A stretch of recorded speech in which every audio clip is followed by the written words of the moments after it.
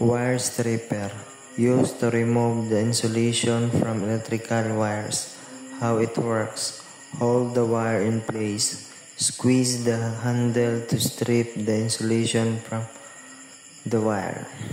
Untwisted wires are cheaper, take up less space, and shorter than twisted wires. Twisted pair.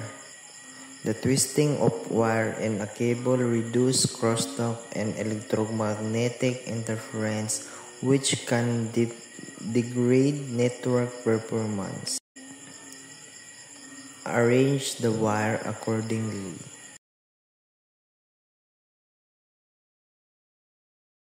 Crimping tool. Place the crimp terminal with the wire and into crimping tool, making sure that the terminal is correctly positioned in the crimping die. Insert wire into RJ45 connector. First strip the outer jacket of Ethernet cable, then carefully arrange wire into correct color order.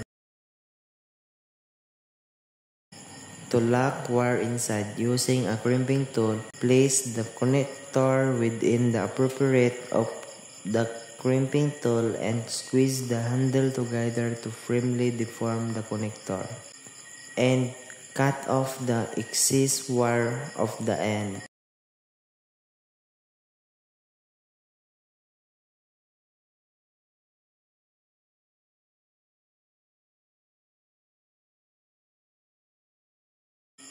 Use LAN tester to test network cable using LAN tester. Plug one end of the cable into master unit of the tester.